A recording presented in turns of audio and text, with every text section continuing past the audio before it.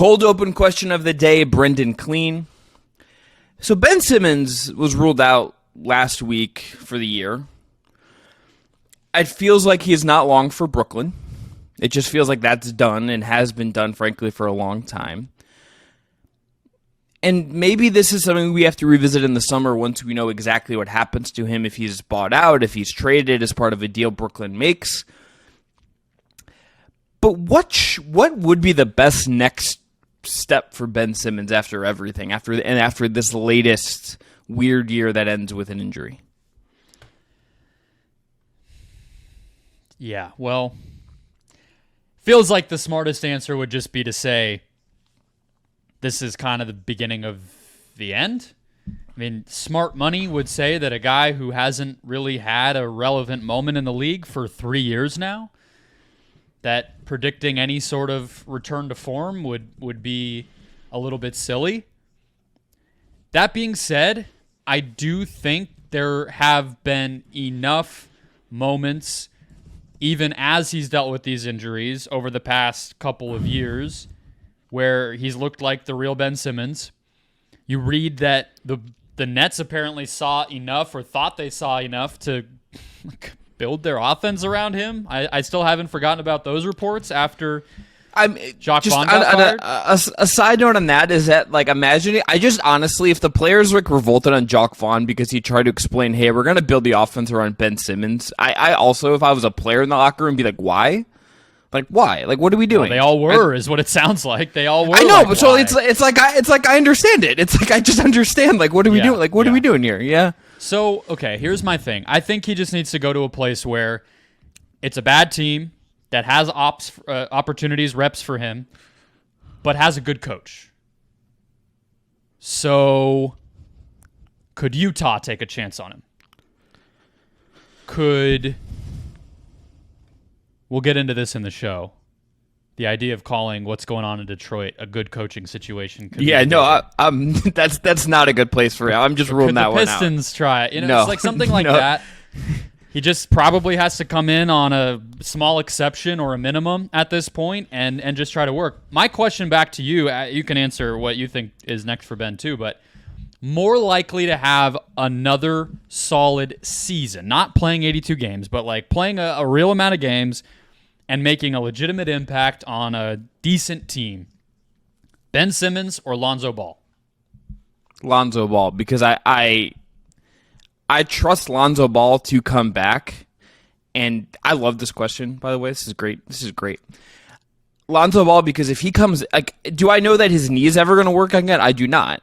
But I trust the mentality. I trust the skill set. I trust his adaptability. I trust that a bajillion times more than I do anything with Ben Simmons in that capacity. Lonzo Ball, if he comes back and can be moderately healthy, can come in and play a pretty clean role in this NBA as a big combo guard who can shoot. Ben Simmons needs like a specialty circumstance, and on like a basic level, what you're describing as an optimal situation for Ben Simmons, that's pretty rare. I think whether it's Chicago or whether it's somewhere else, I think you could come up with a lot salary, like not considering salary, you could come up with more reasonable, easy to fit places for Lonzo Ball than you can for Ben Simmons. So I go Lonzo Ball. Yeah. I guess it's just the injury is as bleak as it looks with Ben, it's even more bleak. I mean, we're talking about a guy who literally could not run. Who had to post a video of him sitting down or whatever as in response to Stephen A. Smith. Exactly. Lest we forget that happened, yeah. It doesn't really, there's no comparison or competition between those two players, but it is just a fascinating kind of two guys whose careers have just been derailed. Which one gets there faster? I mean, even with Ben, it's the reality still is if he's not ever going to even attempt to put the ball into the basket, his career is just done. Doesn't really matter. Yeah, if he's not going to like take free throws and be willing to draw contact, I don't know what we're doing here. Honestly, Brooklyn should have been a place that he started to figure some stuff out in a bigger way, and the fact that it hasn't happened is, as the kids say, a big red flag. And if you told me there's like Utah or last thing on this, if you were the Spurs and you're thinking about building your team with Victor Wembanyama, is this even worth the risk? I don't even think it's really that big of a risk, to be honest with you, if he's on such a small salary. I just think... But I mean, that team specifically, they have Jeremy Sohan, who's kind of like a better Ben Simmons. I mean, he's kind of just a similar guy, you know? Yeah, also, I want to just only add guys that are going to help me elevate Victor Wembanyama, and are we sure that this version of Ben Simmons can do that? Not great stuff. It's just not worth the distraction. Yeah, agreed. No, but like a small market like that is probably the best place for him. But then what is he willing? Like, there's so many things we just don't know that I think also make this really hard to answer, unfortunately. But all right, on today's show, he will get another chance. He's done too much in the NBA to not get a contract this summer.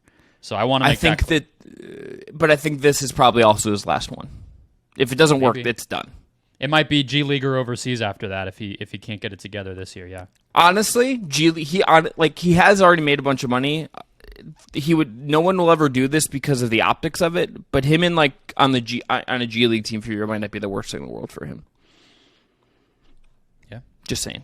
All right, on today's show, we've got a tournament on the women's side that feels wide open. We've got some big recent Boston Celtics game to dive into, and we've got 5 things from this 2023-2024 NBA season that we're going to explain why they happened the way they did. That's today on the Just Basketball Show.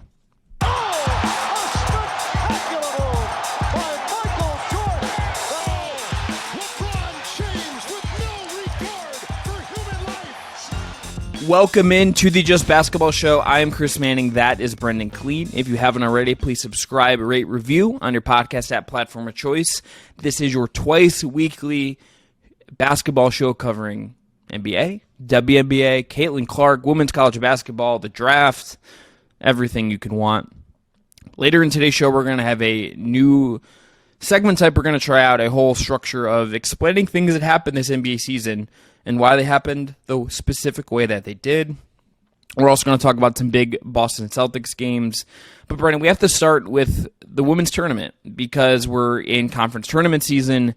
Been some great games on the men's side and the women's side. But the women's tournament is starting to... Have there been some great games on the men's side? I enjoyed the Duke North Carolina game that I watched parts of on Saturday. That at least felt like something. I watched that as like a lead into like the UFC card, you know? Okay.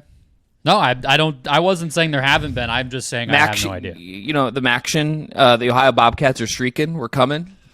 Oh, great. Maybe if I can make it back, if they make the semis and I'm driving back from somewhere on Thursday night, I can go. Might have to rip that jersey out of the framing and throw it on. I'm not going to do that. That framing was expensive. Women's tournament, Brendan. My alma mater is horrendous, so that's part of why I tune out. But yeah, there have certainly been great games in the conference tourneys on the women's side. I don't deny you that. Okay.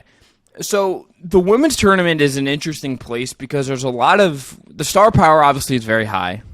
There's been one team that's been undefeated and number one and dominant seemingly the whole season in South Carolina. You have the biggest star in college basketball in Caitlin Clark, who just three-peated for Iowa, and she was great to close out that game against Nebraska in the Big Ten tournament. We're recording this before the SEC and the Pac-12 championship game, so we'll revisit those a little bit on Tuesday if anything notable happens. But in this tournament, I think, could shape up to be chaotic in a great way. This women's tournament could shape up to be all over the place and give us a lot of unexpected results, a lot of unexpected chaos. And that's a very fun thing to consider here. Yeah, it is exactly what you want in March. I think you have the stars, you have the blue bloods, but this is not, Breanna Stewart's UConn tenure, for instance, where everything felt preconceived and it was just, is there a David against the Goliath kind of situation? You have a lot of depth here, and I think that makes for last year, it felt like the coronation of South Carolina. I think really it felt like last year was when they solidified, this is a dynasty. This has maybe replaced UConn, right? They've done it for 5 years now. They're undefeated. Caitlin Clark really, really broke out in a big way. And then obviously it kind of was like LSU and the rise of Kim Mulkey became the story by the end. And that was the very top. I'm not going to pretend to have familiarity with all these programs in the middle of this tournament, but these results speak for themselves when you have a Nebraska who I'm looking at, Mark Schindler on the Athletics bracketology. He has them as a 9 seed in the tournament, almost beating Iowa. in a game where Caitlin Clark played pretty solid and Iowa's offense had it going. And, obviously for South Carolina, Tennessee, pretty similar to Nebraska. Decent team, but I'm not seeing them on the bracketology. I'm sure they're on here. A 9 seed right here. So I'm really looking forward to it.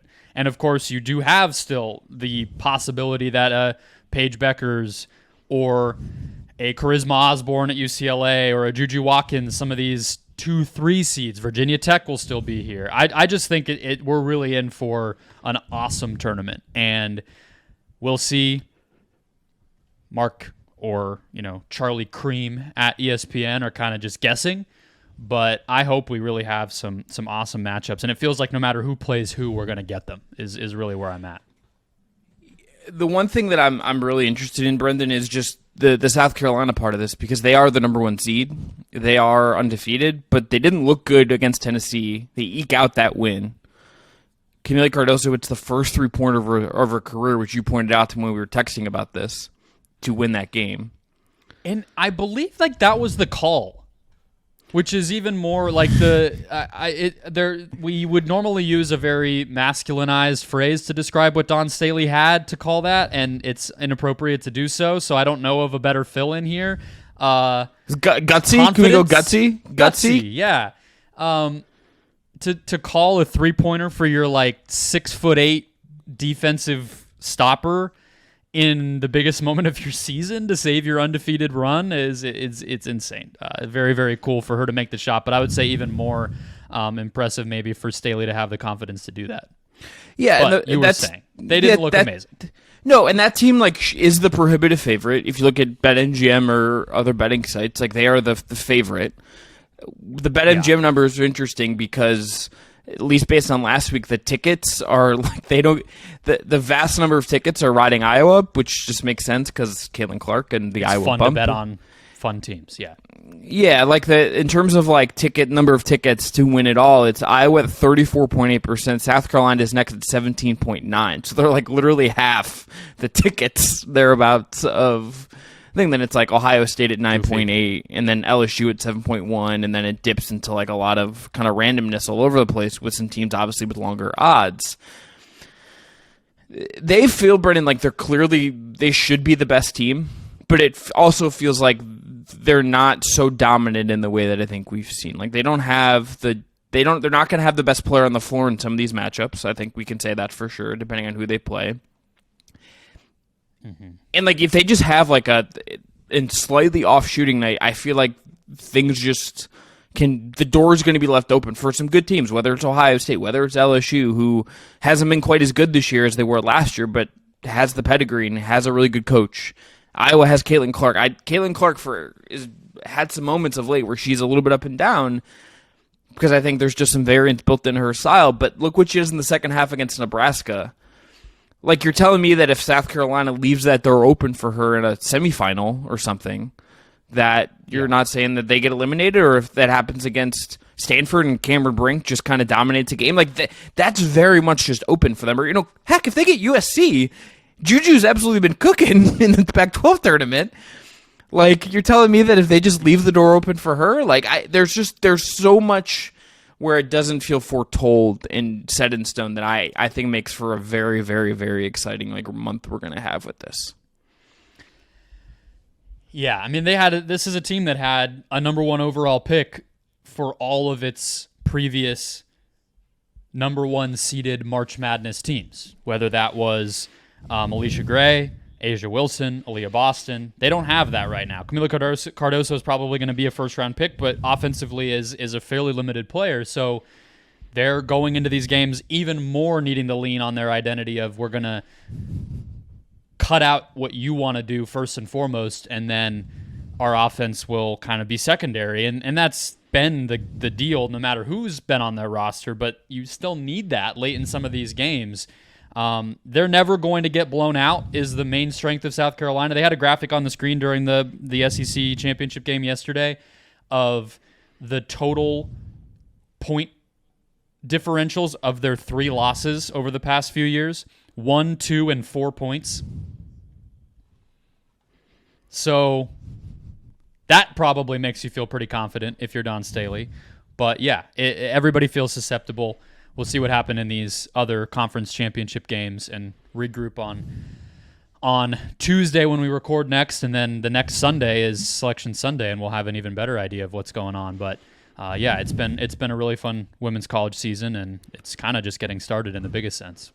I'll ask you this again next week, but to ask you now before we get into NBA stuff, Brendan, South Carolina or the Field?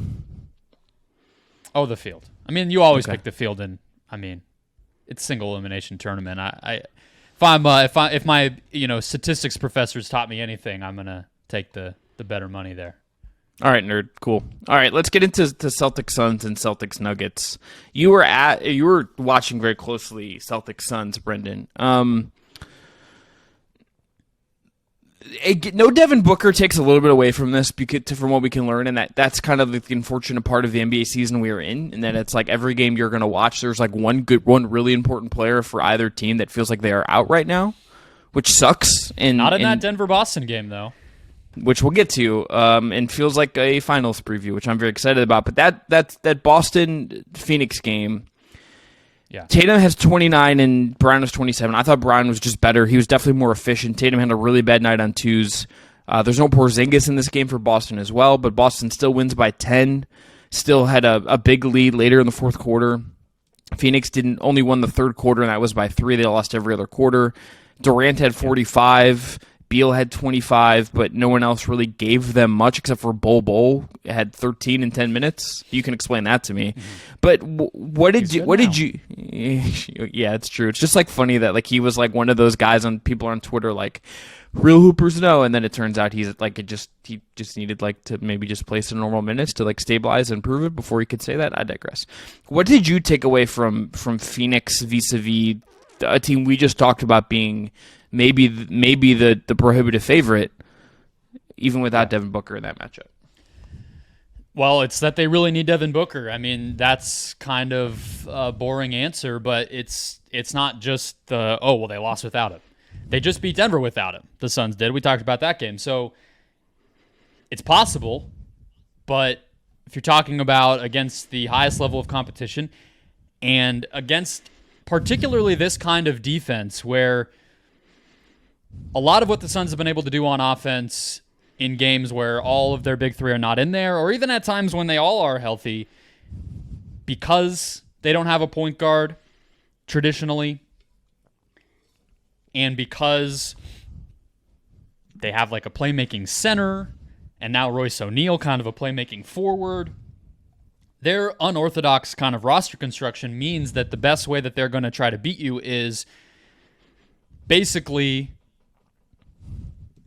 find a mismatch or find a break point, force the defense to help in some way, shape, or form, whether that's toward Durant in the post or in an isolation, whether that is toward Nurkic in the post, whether that is just Devin Booker coming off of a screen and two guys taking him as he does so, and what opens up from that. It's just those simple little things.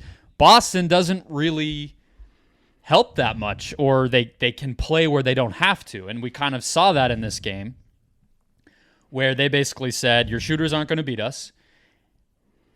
Your guys can score 70 and we will still beat you. And they did. And it just, I think, it revealed or reminded us of just how badly the Suns need the guy that basically is their point guard, the guy who can consistently create openings and beat the individual defenses that are thrown at him and has the passing head on his shoulders to make life easier for those role players, even when teams are trying to prevent those guys from beating you. They just need that, and they're going to need it if they're going to have any hope. Not just Booker to be back, that's obvious, but Booker to be the best version of himself and ideally comfortable with the other two guys, which is what we've been saying all season. But it was just one of those games where it's like, oh yeah, the hierarchy is what it is for a reason, and unless that hierarchy is maxed out, they're really not going to be a team that can compete with Boston or let alone anybody in the West. Everything I think you said is right. Boston just feels like you need very specific things, I think, to beat them. I mean, they just went on a 2-game losing streak, and it was like, what's going on with the Celtics? Like, any other team loses 2 games, you're kind of just like, yeah, that's pretty normal. That's fine. They lose 2 games, and it's like, is something wrong here? Is something tilting? To the Denver game is probably, Brendan, more interesting just because Denver has now swept Boston this season. Yeah. They beat them in Boston, the first team, I think, to do so, and then Jokic has a triple-double and is really the dominant force on the floor of that game. I don't look, regular season stuff, taking stock in it can sometimes be a mistake.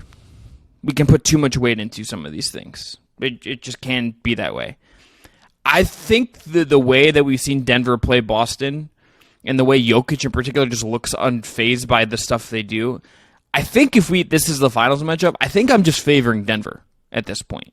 Even if Boston maybe has a cleaner path to get there, I think I'm just going to favor Denver to just beat Boston. I mean, every time Jokic in that game would end up like Tatum guards him or a guard was on him, he just got to back them down. And their cutters are so smart at just seeing that and reading it. They don't even need Jokic to like yell at them or wave them and alert the defense. They just move around him perfectly. And it's also the only time Boston, I feel like, is so concerned about one guy that they're like pinching everybody in. Like even how they defended Durant as a point of comparison.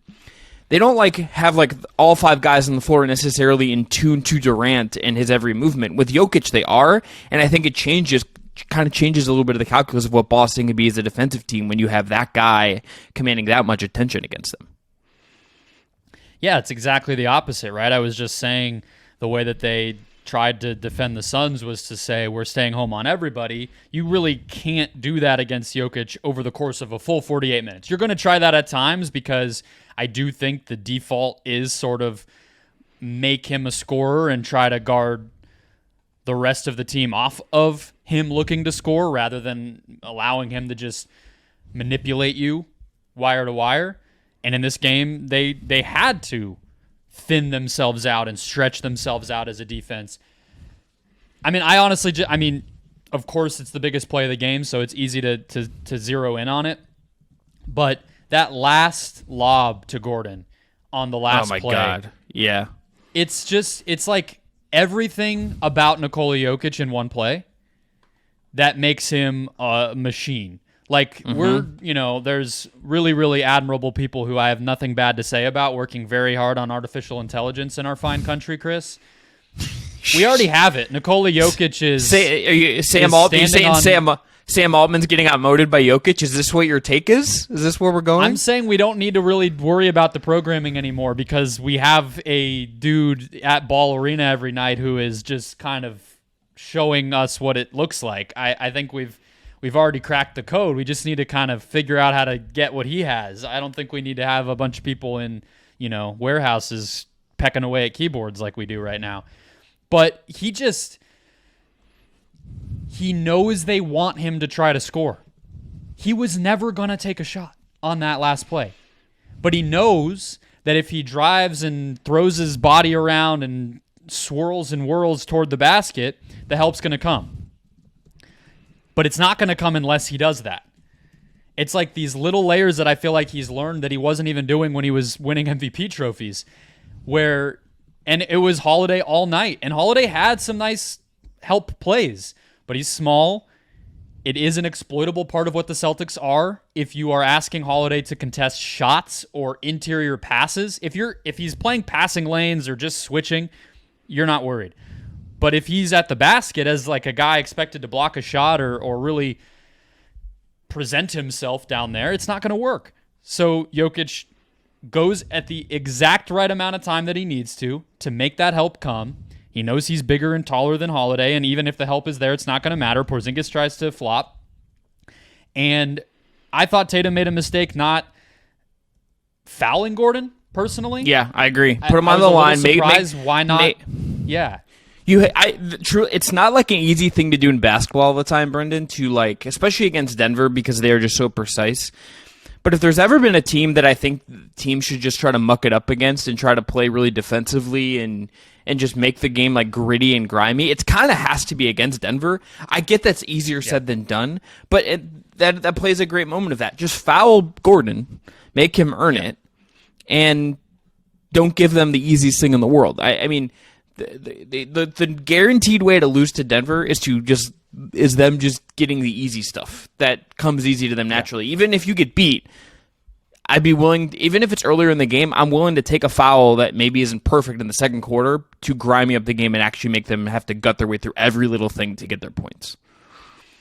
And that's the thing, right? It's like people try to push back on try to make Jokic a scorer first and foremost idea, as it's like, well, he can do that. It's like, well, yeah, I mean, okay, but it's the difference between a tough shot and a wide open shot. And if you were to ask the Celtics, hey, do you want a Gordon dunk off of a lob, or do you want Jokic kind of like throwing up a little shuffle shot over Porzingis' arms? It's like you kind of got to take the second thing, even if it's probably going to go in also. And so, yeah, but I think they should have maybe fouled Gordon there.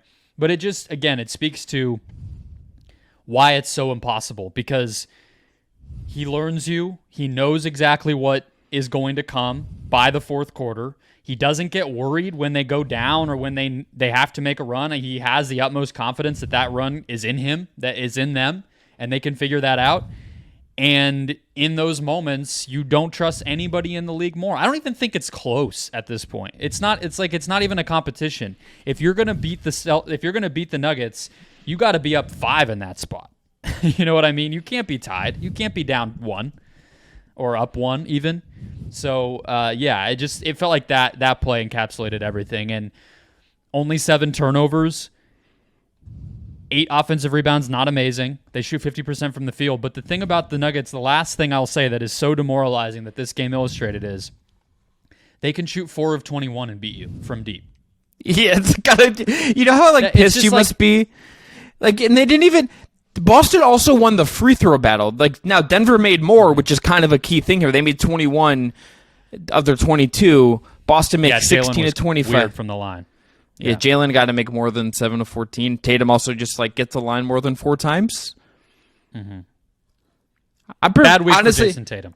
Also, Brendan, honestly, if we had this conversation vis-a-vis MVP the other day, you could show someone this game and be like, the fact that an MVP, this is like one of those games with Tatum that is just this doesn't feel like a guy who's an MVP. No. No. And you're right. So the Nuggets win the free throw battle. They obviously win the turnover battle, which helps. There are some of the, I guess they win the free throw make battle. So there are some things that help them, but the fact that they can, and it's not a one-off. They continually do this where they take hardly any threes, they make hardly any threes, and they beat you. It just runs counter to everything we talk about with the modern NBA. If you were to show a fan a box score of what this is and say, could a team win the finals playing this style consistently, they'd be like, no way. I mean, you kidding me? They got to go against, the Clippers shooters or the Thunder shooters or the Celtics shooters. There's no way they're going to keep up. And yet they do it every single time because they win the possession battle so consistently, and they're going to get great 2-point shots all the time. And it's because of him. It's insane. It just feels inevitable and impossible at this point. I don't really feel how could you pick anything but Denver right now? Yeah, I kind of want to just get that other show we just did off the internet and be like, I'm picking Denver. I actually have a future bet on Denver to win the title, so I'm feeling that hit for me last year. We'll see if it hits again. I also think Jokic should just be the MVP. I'm just there. We were there the other day. I'm just more firm now. That's the best player in basketball right now. And there's guys close, but I would take him over anyone right now. I don't think there's anybody close, if I'm being honest with you. I don't think there's super close, but I think there's it's not like he is in a clear god tier pedestal on his own. I think there's guys close-ish. Who's the second best player in the NBA? Not MVP. We're not talking about BetMGM and whatever. We're not even really talking about games played who is the second best player in the league? Giannis or Embiid or Durant. See, the Embiid one is very interesting, and I wish we could still be talking about him because that's probably where I would go, and it's just like impossible to really like debate it or analyze it right now because his body fails him so much. But Yes. yeah, that guy has a case, and he's equally dominant at his peak. But anyone else you throw at me right now, I just have a hard time with it because even Giannis, it's like sheer force of will and physicality and size and everything else. I mean, if you were to tell me it's a Nuggets-Bucks finals, I mean, I just think you trust Jokic to do what needs to be done even more than Giannis, who had a 50-point in a closeout game in the finals 3 years ago. It just feels I don't personally see it as all that close at this exact moment in time. So you're saying Jordan Poole in front of baddies is not as good as Nikola Jokic? Is that what you're telling me? Jordan Poole from the ground, trying his best to attempt a midi. No. Yeah, it's not it. most unserious player alive. All right, we're going to get into our big topic of the day. I'm going to have Brendon explain what we're going to do with this. It was his brainchild. He deserves to explain it. Want to tell you about our friends at Homage, though. Homage is the ultra-comfortable specialty apparel company with vintage-inspired designs that pay homage to the greatest figures in sports, music, pop culture, and more. Use our link below to make your purchase and support the Just Basketball Show. I believe Brendon is wearing his Jimmy Butler Homage t-shirt. Is that correct? Yeah, Lasso Jimmy. That's correct. Got to tell you, Brendon, I'm probably gonna wear it when we get Cavs Heat round one, which I just feel it in the ether. I'm probably gonna wear that shirt, like under my like Oxford at a game. Is what I'm gonna do. Be cozy and also just being like, yeah. Is that like a weird reverse jinx situation or? Pain, you know? I'll just be like listening to like the saddest music I can find, which is like normal for me anyway. And that feels like taking the L on a bet before you've actually lost the bet. It feels like something where it's like, oh, if the Heat beat the Cavs, you got to wear this when you go cover game 1 of next season or something. But you're just like, nah, just give it to me now. I want it. Yeah, let me Have you seen Dune 2? I have not seen Dune. All right, well, then it's a rough subject. I was out of the country when it came out, and schedules have not aligned for that to be made possible yet. All right, well, I can't say what I was going to say then, so we'll talk about it later. But the reason you're going to wear that Jimmy Butler shirt is because it's so damn comfortable and so damn lovely and special because Homage is perfect. Yeah, right before all day today, I was wearing my Guardians Homage hoodie because I just wanted to be cozy as I was cleaning up my apartment and packing for a little work trip I have coming up. And I'll be bringing an Homage hoodie with me to be in the hotel room at night when the hotel room gets chilly. Just a must. All right, Brendon, let's get into this discussion of everything that has happened. We're going to explain things that have happened this NBA season. Explain what we're doing here.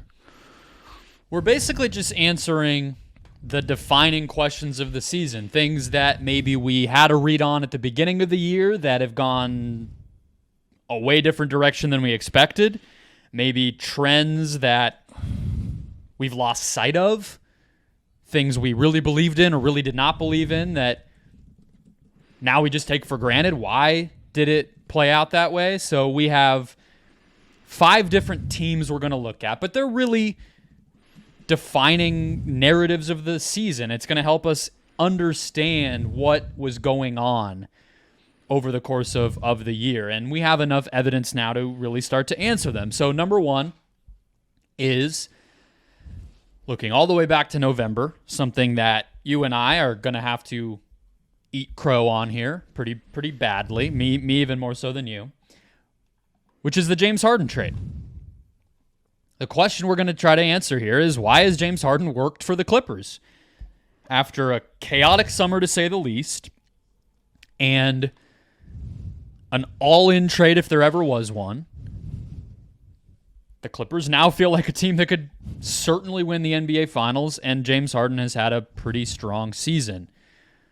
Why, before we get into maybe some of the specifics here, why has this worked, Chris? I mean, I think there's 2 big things I would look at. Number 1, I think Ty Lue deserves a lot of credit. Ty Lue is able to handle the situation, I think, better than Doc Rivers was able to handle Harden in Philadelphia. I think he has more power and control over the locker room than vis-a-vis where Harden was in Houston, where he was running the roost. I think that is kind of necessary a lot of the time. Secondly, none of what Harden would do would be possible if Kawhi Leonard and Paul George weren't mostly pretty healthy this year, and Kawhi Leonard wasn't, in particular, just healthy the whole year. You would get a different James Harden who is probably averaging 25, on a higher usage or something, and the Clippers are worse if Kawhi had missed a month with the MCL sprain or had a more devastating injury. Kawhi has been A, their best player all year, and B, uber healthy, and C, just to repeat myself, uber healthy all the entire year. He himself was asked about why he's been so good this year, and he's like, I didn't tear my ACL. And it's like, yeah, having Kawhi Leonard not on a torn ACL and available for your basketball team puts pieces into place. James Harden got put into a place because Kawhi Leonard is there to do so. Like that plus Ty Lue are, to me, the macro reasons why Harden has worked for them. Like that has made the structure there, that has simplified everything because those guys provide it. Yeah. So the trade was Robert Covington, Marcus Morris, Nicholas Batum, and 3 first-round picks, basically, which I think maybe I forgot how significant of a deal it was. Because the players, I think, were kind of looked at as throw-ins to a degree. Maybe but 28 first and then swaps in 27 and 29. I think part of it was maybe we thought PJ Tucker going to the Clippers was like evening out the value. It did not. Tucker is not playing. The person that I'll give the credit to 2 individuals that are not Ty Lue and not Kawhi Leonard's knees. Bones Highland. Yeah, Bones Highland and Mason Plumlee. No. James Harden. Yeah. He's been humbled. I don't mean production-wise. I mean, that's a given. He's been productive everywhere he's gone. It feels like James Harden has finally humbled himself. This is a guy who has a usage rate as low as his second NBA season. Yeah. He is only playing, I guess, 35 minutes a night. It's down. Feels like that should be lower. I guess I'm maybe tricking myself there. And it just hasn't been an issue. He just is an initiator for this team.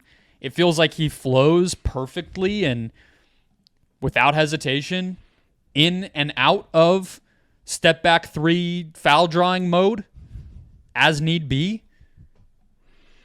He's primarily just a setup guy, and to me it's cool to see. I like James Harden. I've always been a James Harden fan, and I wouldn't even say I believed that this level of sacrifice was going to happen for him only at age 34, but it did. And I think you really can't say enough about that for a guy who we just thought of as a one-man show, who was never going to commit to winning basketball ever again for the rest of his life. He's doing it literally right now. And it kind of reminds me of that Nets season when the other 2 guys, KD and Kyrie, were both hurt, and Harden mounted a little MVP case for a while there, and it was just kind of like run and gun with him. It's not exactly the role he's playing right now, and the usage was a lot higher, but just in terms of kind of the selflessness of the style he's playing, not really hunting his quite as much. It's giving me some of those vibes, but obviously on a much, much smaller scale, which I did not think was possible. Yeah, I mean, to be a little bit cynical about it, Brendan, I say there's part of me that is wondering he's having the last big contract carrot kind of dangled out there. And for this year, I wonder if he's willing to do this and not kind of lean into some of his worst impulses, because he kind of wants to get paid. And honestly, that's valid. Honestly, if you get 1 year out of Harden like this and you win a title, and it's not as great when you re-sign him, I feel like that's probably going to happen. It just feels like that it makes sense for them just to kind of keep this together, barring something nutso happening in the playoffs. I think that's probably part of this. The other person, Brendan, that I think deserves credit is Russell Westbrook. And I think Russell Westbrook, the Clippers, if he's not right in the playoffs, I generally think they will be worse off if they don't have Russ. Russ, compared to everyone else on that roster, especially Harden, especially Kawhi, plays with a verve and a juice that speeds things up, and I think gives them a good contrast and allows those guys to play it the way they want to play and gives that team some needed juice. He's also just a key more than Harden has had to sacrifice ego, and because he went through the Lakers stuff, and I think he's just built a certain way, and whatever it is, was willing to do that way, he cleared a room for Harden. He could have pitched a fit. They could have had to keep all of them in the starting lineup together, and this wouldn't have worked this way. Russell Westbrook accepting where he's at and accepting what is best for the Clippers and playing the way he has on top of that, I think has also just opened up a lane for Harden to settle into. I think that's absolutely another big part of this. Yeah, it's a weird one with Russ. We talked about him a little bit when the injury happened, and I was singing his praises as well.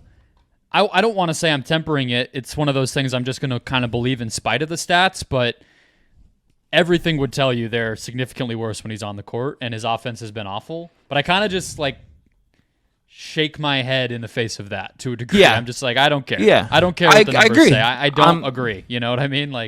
I am the same exact way. I think he makes them better based on watching them, and he makes them more functional when I watch them. The numbers, you're right. They don't tell the most compelling story with him. They never really have, though, which kind of fits. Even when he won the MVP that year, his case wasn't based on VORP and DPM, our real plus minus, and it was just based on vibes. That's kind of the same thing here at a smaller scale, you know? Yeah. Yeah. He the one thing I will say, the defensive stats are definitely back him up. And for a team that is 26th in pace, transition frequency skyrockets when he's out there. Now, efficiency, offensive rating, a lot of the stuff you might look at, even though they're playing faster, again, it doesn't fully back up. But I guess maybe it really is that contrast with the rest of the roster that is so vital for them. Because one thing Harden did is he was more of the same. He likes to play slow. He likes to play in isolation. He likes to run kind of 1-2 pass type of offense. And that's really what PG and Kawhi do also. So it almost made Russ more important as just that change of pace guy, especially once he accepted that he was just going to be that, and he wasn't going to be a big four. It wasn't going to be a big four. So that opened up the space to return to Harden for him to do his thing without it rubbing against anybody. And obviously just accepting going to the bench was big for Russ too, because I just don't think it would have worked if those two guys were both playing heavy minutes on the court together. And now, over the course of the season, they've played together more. The beginning of the year, it was rare. Now Lou mixes that in a little bit more. So, yeah, Harden, we'll see what happens come playoff time, but I think it's been a rousing success. Question number 2. Yes. Where did the Bucks go wrong?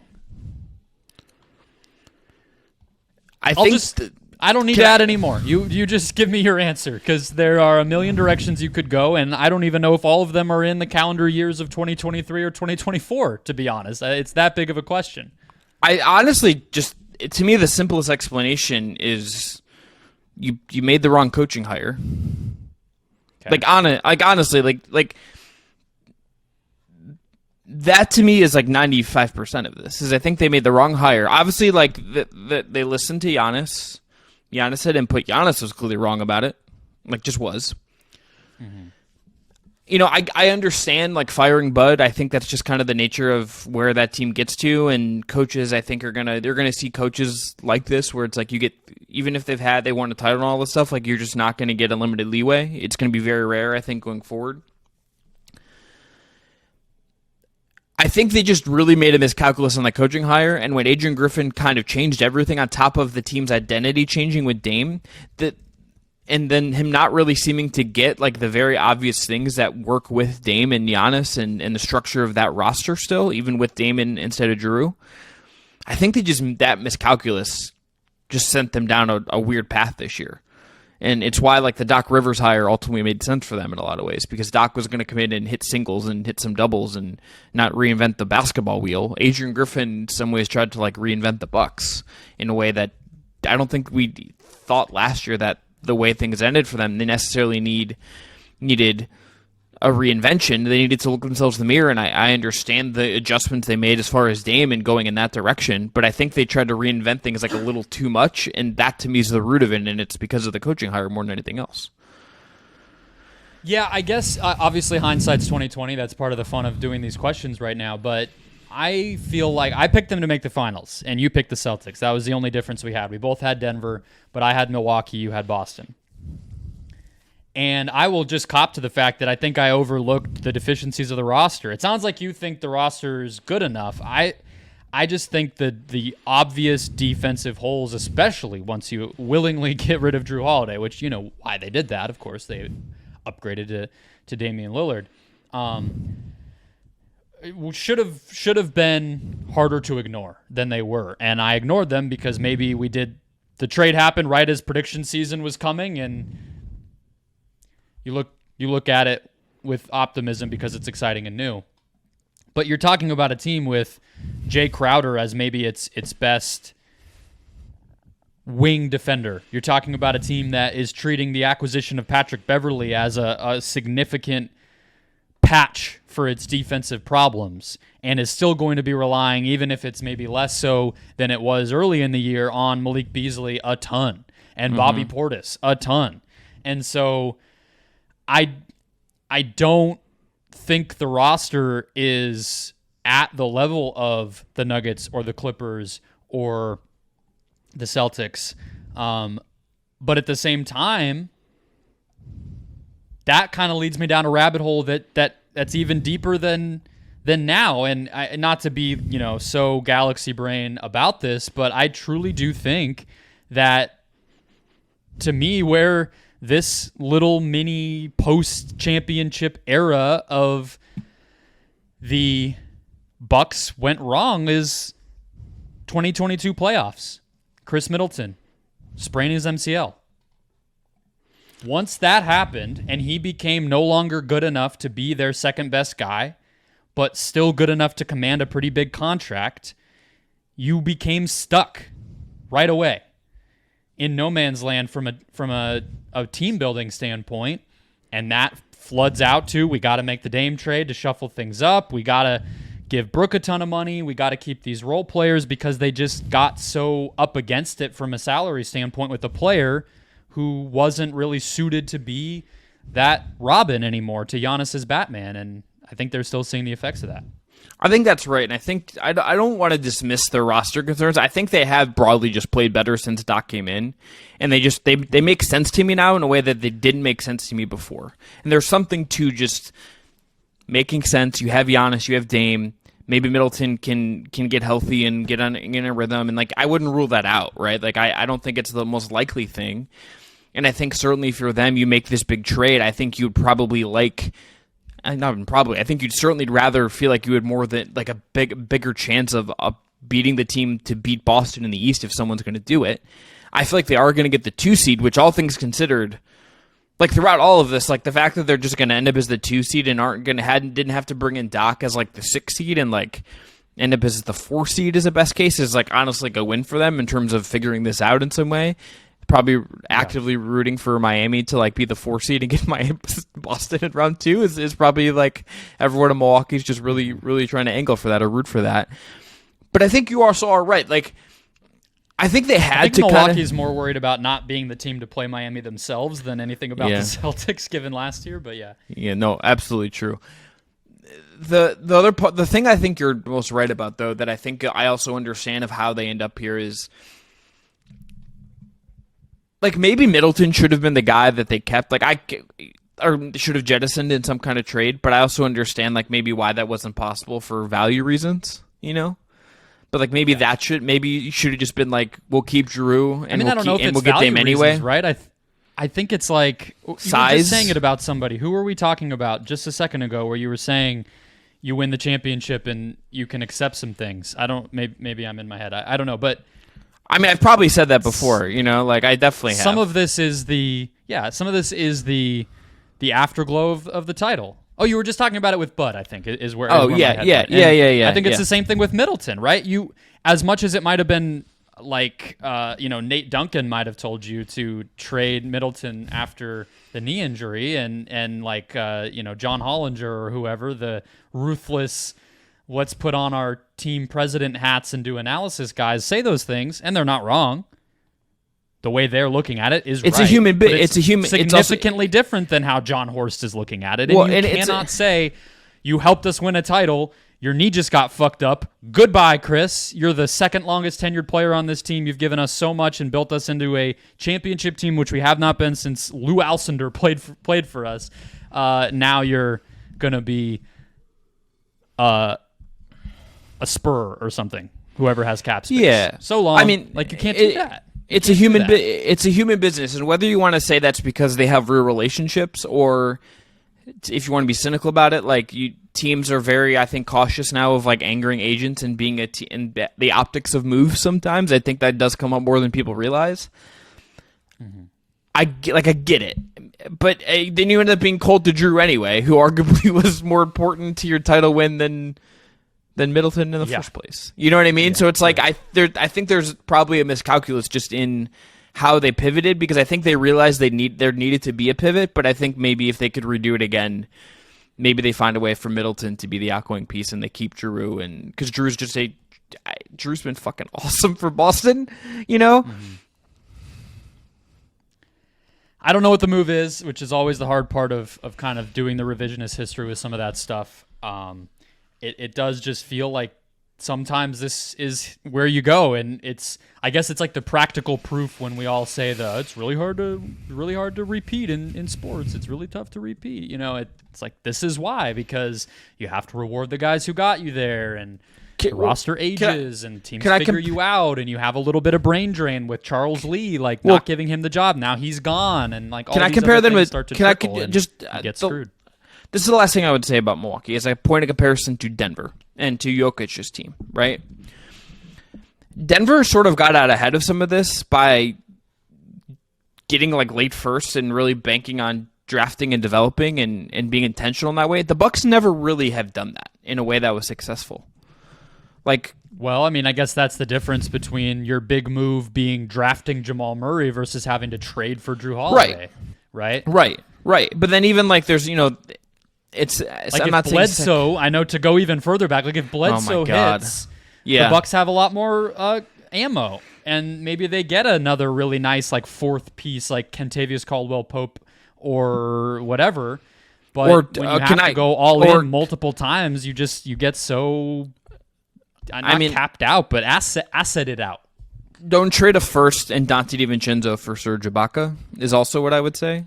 Don't do that. Yeah, they made some mistakes. And they haven't drafted well. Like, even the picks they have made have not worked out. Jordan Nwora and whatever. I mean, even DiVincenzo, obviously. Like, it really wasn't working there. They should have seen it through, but you can't super blame it. I don't know. I would have just not traded for Ibaka. It's easy to look back at, but you have the title, and what do you care at the end of the day? I mean, you have the title and Giannis and Dame. Like, it's not like you're in hell. Yeah. Other teams would absolutely trade places for them. It's just when you get there, I think you do nitpick at the very, very top, and it's worth doing. All right, let's go to the other end of the spectrum. And the last thing, they did also, you said they gave Giannis's opinion credence in the hiring process. That also resulted in an extension, and we would be talking about that team very differently if this season had played out and he was very not fair under a long-term contract. So that's another victory for them. It's just, they may have to suffer through a really wonky season on the way there. Let's go to the West. Okay. Do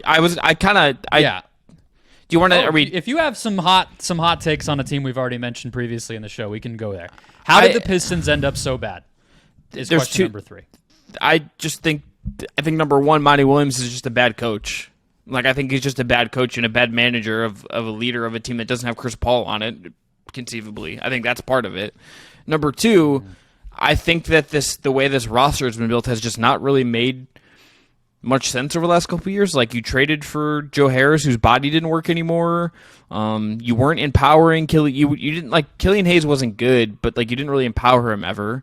You didn't really empower. They didn't empower him. He started when he was awful. He started like 30 games when he was a shit player. They empowered him more than they did anything. Yeah, that's true. That's a good point. He's just not very good. You missed on him. He's just bad. That's true. It doesn't feel like they like Jaden Ivey in a degree that just doesn't really make sense to me, and I think they've kind of held him back a little bit. I think like just getting 900 centers and spending money the way they did just hasn't really, frankly, made some sense. Like, why did you need to be the team to trade for James Wiseman? Like, when you already had Jalen Duren and Beef Stew. Like, I like the Grimes move. I still like Cade. I think he's a little lower in that draft class now, just based on how things have broken and some other ways some other guys have ascended. But like, I think they've just done a really bad job of roster building, and they hired a coach to like build a culture. When I don't think that usually works in the NBA. I think players drive culture more than coaches do. Coaches can like shepherd it and be a part of it, but it's very rare that I think organizations naturally kind of can build the culture by these one-swell moves. And Monty has just seemed... It can't just be the coach. I don't know if it's the players, but it has to be the front office and ownership. Yeah. It can't just be like, this guy is our culture. Here, it's fixed. I don't like if you had asked me and we get to previewing the next year and we do what we did last year, like trying to talk to someone who knows this team, maybe has watched them more than us, unfortunately for them. I still watch them a lot. I hate to admit that, but I do. We watched them all so much during that losing streak that I kind of feel like I know the team, and that just makes it an easier team to just kind of, they're on. Let's just throw it on. I just can't fully believe in Cade, which we can get to in a second. But I believe in Cade. I believe in Duren. But if you told me you had to give me a 2-sentence logline of what the Detroit Pistons plan is, I couldn't tell you what I think their plan is. Well, the plan is build around Cade Cunningham. Yeah, they but just did a really bad job at that. I mean, to me, it's like this past offseason is one that we, in the moment, thought was a colossal mistake and proved to be that. To have the level of assets that they had, obviously, not winning the lottery sucks, is what it is. But to land just outside where the difference makers were, okay, that sucked. But I think the SR pick is pretty decent. They get Sasser. He's been solid. I don't know. He's probably like a bench player. But to have cap space, to have some, different picks at your disposal, and end up with Joe Harris and Monte Morris, who both basically didn't play for you, and to not trade Bojan Bogdanovic for something, even if it was just you don't want to bottom out, and so you don't want to just trade Bojan for picks. You're telling me there wasn't I don't know, could they have traded him to the Thunder for Aaron Wiggins or something? Just guys like that to keep the ball rolling, stay competitive, but actually have improvements made. What they did last summer did not improve their team at all. How is that possible for a team that was vying for the number 1 overall pick, theoretically is trying to take a step forward, and you have all these resources and nothing you do makes you better? It doesn't even really matter what the details are. You just say it that way and it's like, what the fuck? How is this possible? I generally wonder if they should just pull the plug on Monty after this year and just say we messed up. I know he got paid a ton of money, but everything he's supposed to have done, he has not delivered on, and I don't see how it gets better with him. So what's the point? What's the point? Mm-hmm.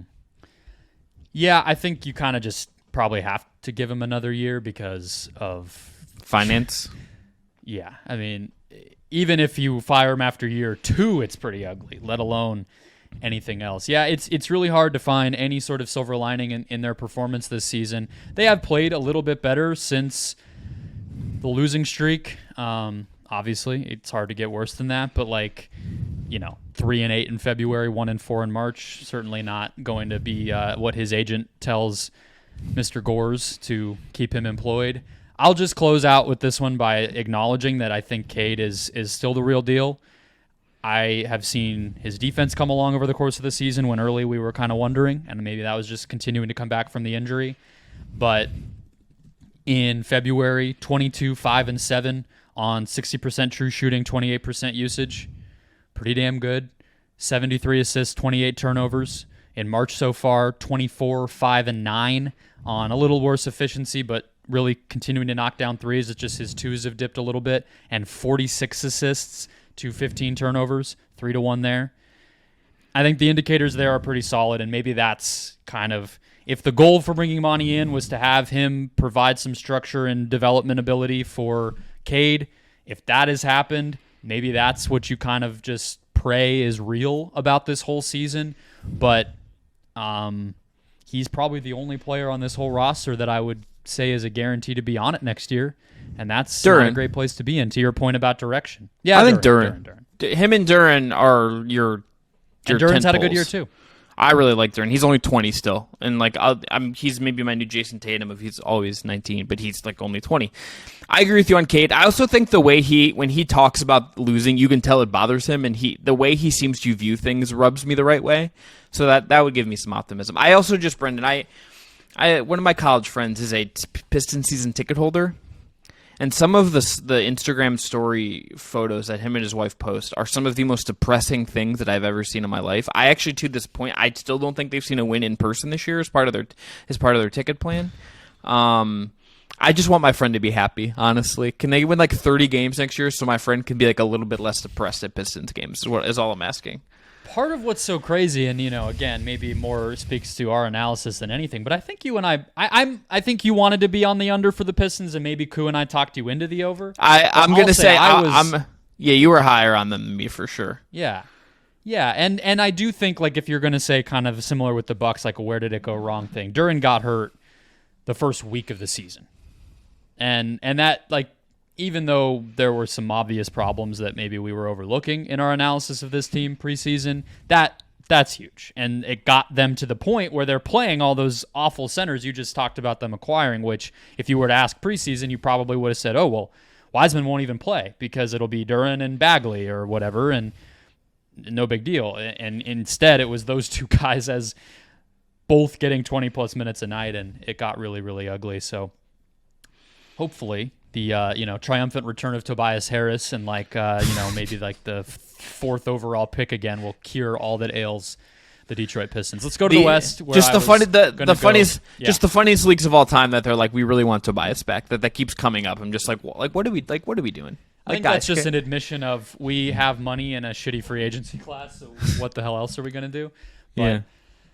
All right, Oklahoma City. Why did we all underestimate the Thunder? They were 40-42 last season. They do lose the play-in game in kind of disappointing fashion, I would say.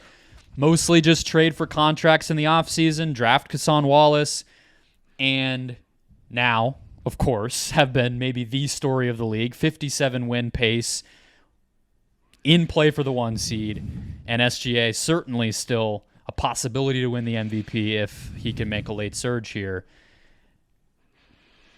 I wouldn't say we were all crazy wrong, but I did not hear a lot of people who would have said 57 wins, the 1 seed, and the league MVP. I think this is the easiest one to answer, Brendan, and it's just age. It's that. I'm gonna run through the age of the guys that play the most minutes for them this year, and you're gonna see a trend. First of all, their head coach is 39 years old. That's like young by NBA head coach standards. Mark Dagnall about is to be coach of the year. Yeah, 100%. But that's like a young head coach. Yeah. Shea is 25. Awesome future All-Star Jalen Williams is 22. Chet Holmgren is 21 and didn't play last year. Lou Dort, the old head of the group in a lot of ways, is 24 years old. Josh Giddey is 21. Kassan Wallace, 6 on the team in minutes per game, is 20. Isaiah Joe is 24. Gordon Hayward doesn't count. He's 33. He's like an anomaly. He must feel ancient in this locker room. Aaron Wiggins is 25. Kenrich Williams is a old and gray 29 years old. Other Jalen Williams is 21. This team is just young. All their key guys are young. They're not in their primes yet. They're still ascending. It's just rare that a team that is this young and doesn't even have just one like old head vet that you just know, like PJ Tucker isn't randomly on this team or something to kind of like be the adult in the room. It's just rare that a team this young is this good and this impactful. And it speaks to the coaching staff. It speaks to the talent they've assembled. But I think it's the youth, and I think it's also just like, I think Chet's also a part of this for me because we were, I think, both excited about him, but you didn't know. He had a leg injury as a skinny big and missed a whole season. I don't think anyone knew he was going to be this good and be this impactful and be the things he leaves off the table because of where he is size-wise. He's adding more than I thought he would as a rookie considering where he's at physically. And that's really exciting too. So I think it's all of them. I think it's mostly just this team's young, man, and no one young is this good. Usually. Yeah, I guess my answer for it is pretty similar, and I would just add to what you said. They're young, and they didn't try to get older. And that was my big thing last offseason is I was like, well, they don't seem to want to get a lot better. They seem to want to just naturally progress, and typically you don't see natural progression go from 40 wins to, almost 60. That's the opposite of natural. So I just kind of assumed they would play it pretty slow, and they did. I wasn't wrong, and yet the guys just overperformed. The things we got wrong, what I will say, just to give some context, is two parts that I wouldn't have expected coming about the results of now having seen them for almost a full season. The execution on defense, the level of defensive togetherness, playing a pretty aggressive style, and being so small, and being able to make that work. I mean, that's part of, I think, why Daigneault deserves to be Coach of the Year, but it's definitely not something I saw coming, in part because of the age. And then the other part, and this speaks to some of my hesitancy about them as a playoff team, is they're getting career best shooting from almost everybody. They're the number one three-point shooting team in the NBA at 40%, 39.8%. You have 45% from deep for J-Dub, 39 for Chet, 40 for Lou Dort, 41 for Kassan Wallace, 50% for Aaron Wiggins, 39 for Kenrich Williams, 37 for Jalen Williams, who actually was better last year. So we'll see if that holds, but that's been a huge part of why they've been able to win games. All right, last question. I didn't know the right word to use at the beginning of this, actually. Are the Indiana Pacers just a flash in the pan? I was going to say were the Indiana Pacers just a flash in the pan, but I think if you say are they, it's a little bigger picture, and I think it speaks to what are we looking at here organizationally, what's going on with the Pacers, because this is the second straight season now. There was no NBA Cup to win last year, but they similarly got out to a hot start and then came back to earth, largely because of a hamstring injury to Tyrese Halliburton. It's been a very similar season outside of the fact that they made a huge trade for Pascal Siakam, who, Chris, when he plays with Halliburton, has led to the Pacers being outscored by 2.2 points per 100 possessions. They just have not, that duo has not worked. They have not won a lot of games with them, and I think most people do not really see them as a postseason challenger right now. What is going on here, and does this speak to some concerns we should maybe have about the Halliburton era right now in Indiana? It's a good question, because I think it's funny that the NBA made a really big deal about this NBA Cup, the in-season tournament, and the two teams that were in the finals just are not actual contenders. This is not to get on a tangent, but I feel like that actually is sort of what the message was, right? Care about this thing that maybe doesn't have a big impact on what you're going to see in May and June, but is fun for its own sake, and you get to celebrate some different stuff. I don't know. I liked the way it played out, where it's we got a really high intensity game between the Pacers and Lakers, and then we'll just sort of flush that, and when we watch the Celtics and Nuggets in June, we'll all just, get excited again. No, that's fair. I think that the Halliburton part of it, that him specifically, and I'm going to be I'm not worried about injuries guy, I guess, Brendan, which is a weird flip for us. I just think he's probably going to be fine ultimately, and that guy's too good, and I just believe in him that much. I think that the Siakam trade is ultimately just them acknowledging in real time that they have to find a way to evolve this, and it hasn't exactly gone smoothly, as the numbers tell you, as watch them tell you, but they still have some amazing output games. I think they're figuring out what the rotation around all these guys looks like. Is Toppin someone they want to keep? Where Matherin's now hurt for a little bit, but what is he going to mean for them going forward? Where does he step up? Where does he still need to get better? Does Ben Shepherd matter? Does Jarish Walker where are all these things going?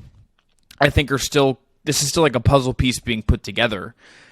I think the Siakam thing is acknowledgement that they probably just needed another leg to stand on top of Halliburton and on top of Turner. They needed just something else to kind of give them some sturdiness. It just hasn't exactly worked out that way due to injury, due to I think the rest of the roster still not maybe making the most sense. And also Siakam is just such a distinct kind of guy that they'd had ever really with Halliburton, that Halliburton's ever kind of the closest thing the closest person that he's ever been like linked to, and you're going to see why I said linked and not played with in a second, is like it's if he had actually played with Sabonis. That would have been like the closest comp of like this kind of guy with Halliburton, because of the size, because of the way they want the ball, because of just the way it kind of pushes him in a different direction. He's never really had to play with someone like that in the front court. Turner's very much a pair with him kind of piece. Siakam is not, and I think there's inevitably some growing pains there. I think there are concerns about the rest of the roster and where this could go, but I think in the short term, certainly, it feels like their early season success is going to end up kind of being the team that everyone hopes to get in the first round of the playoffs if you're a 2, 3, 4 seed. Or if you're Boston. Yeah, their team, I definitely want to watch more down the stretch. I watched multiple games when they first got Siakam and then when Halliburton finally came back, but Halliburton was not himself. We talked about that one game against the Celtics where he didn't play it all, and he had that weird rotation pattern and everything.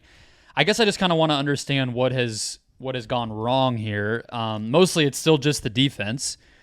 He's also shooting 17% from deep in 4 March games. But even before that, just to put it into perspective, Halliburton was at 28-12 in November.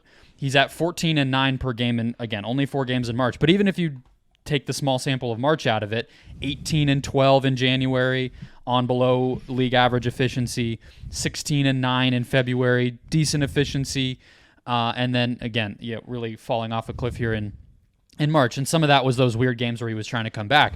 But it's not impossible to piece together what's gone wrong when you look at the injury. Any sort of big midseason trade is always hard to adjust to. And the defense, surprise, Siakam did not single-handedly fix the defensive issues that have plagued this team. I guess I just thought playing Nesmith more, playing even like TJ McConnell more, Jalen Smith, that they were on the right track defensively even before the Siakam deal and that he would only help them. And that just kind of has proven not to be true. So it's like, how much more significant of an overhaul is this thing going to need for the defense to be respectable is really where I start to wonder. And then on the offensive end, shout out to some random person on the NBA subreddit, but I saw a post that was going around pretty heavily there, was just underlying the numbers, even dating back to Sacramento, of how much better Halliburton has been when Hield has been on the court his whole entire career. And I do think removing maybe the best, somebody who has a claim to being the best shooter in the NBA, that can't get overlooked. That's massive, even if he had his weaknesses on the other end. And he's a specific kind of movement shooter that I think is almost an underrated and rare skill set that I think fits Halliburton really perfectly. Like there's not many shooters, Brennan, in this NBA who move like the way Hield moves. Like there's kind of a reason that Sam Merrill has kind of popped, and it's partially because that guy can come off a screen in 2 seconds and just fire. Hield's that kind of guy with a longer track record. There's not many guys that play like that anymore. A lot of the shooters that we think of as really good shooters are standing and waiting for shots to be flung their way. They're not coming off of a screen or even just cutting kind of organically and then firing up threes. That kind of shooter next to Halliburton as like an improvisational piece is like a really good thing for Halliburton's style of play. And I understand like why you maybe didn't want to pay him a ton of money and all that stuff. I get that, but that guy's also really additive to your specific situation, so I think you're dead right on bringing that up. It's not like Doug McDermott, even if you say, okay, he's a comparable shooter in terms of accuracy, he's not the same kind of shooter in terms of movement, and there's a loss there. Yeah. It's like, it's the same thing as saying, like, on a much different, higher level, but it's like saying that Trey is similar to Steph. It's like, okay, kind of, but no. Like, when you really get to the top, it matters, and I think, too, not to be the this is hard guy, but I'll be the this is hard guy. And it's really difficult to thread the needle of exactly how to build around these guys because you think, okay, Hallie is limited on defense. He plays a very certain type of basketball. Let's get a player like Siakam and some of these other guys who can do that. And it doesn't always just immediately work. And there's obviously worse places to be than still being the 8 seed and above 500, even despite that. But yeah, I mean, do you think they even make noise in the first round? No, I think they're getting shellacked at this point. Yeah, I like if you're looking at these standings right now, They are the 8 seed, so they're going to be in the play-in. I think we kind of feel like they're for sure going to be a play-in team. Let's say it's them in Philly or them in Miami, or like they're losing to either of those teams, provided like Embiid's healthy. If you're Boston, you're like very, very happy that that's the team you're getting as the 8 seed, if that's how that would end up breaking. Or do they even get out of the play-in? Does Atlanta get hot? Do the Bulls get hot? Like, it feels like we kind of know who the 10 teams in the East are. But if you told me like the Bulls like knock them off in a one-off game after they beat Atlanta or something, I wouldn't be shocked by that. They're susceptible to that, and that's not exactly I think where they would hope to be considering the start to the year and also trading for Pascal. And they're going to be very unsettled in a way that, I mean, I guess Philly, if Embiid's coming back, it's like a little awkward, but we know what that's going to be, and it just doesn't feel like they've clicked into place since the Siakam deal. So I guess that's part of why I don't really even trust kind of an upside opportunity for them, because it's like, are they even going to have figured it out? That's part of why I want to watch them, and maybe we can kind of circle back on them if they do have some big games here in the next little bit, because I think they're an interesting team. I hope they don't just get blasted, but it doesn't feel good right now because it just feels so what the hell's going on. Should note too, I said Mathurin's going to miss a couple games. He's actually done for the year with a torn labrum, so yeah, he's out for the season. Yeah, not sure if that really hurts them, if I'm being completely honest. Yeah, but it's just it's just a guy that you want to get more reps, and I think does matter for them as a high draft pick. And it's like it's already going to be year 3 for him. Like, time goes by really, really fast. He kind of just got to start figuring stuff out a little bit, and that's not great. All right, we're going to end there though. I'm Chris Manning. That's Brendon Kleen. We'll be back on Wednesday, recording on Tuesday with another episode of the Just Basketball Show. Please subscribe, rate, review between now and then if you haven't already. We'll talk to you then. Enjoy the hoops, particularly the women's college tournament, because that's probably going to be the best thing you could watch the next couple of days.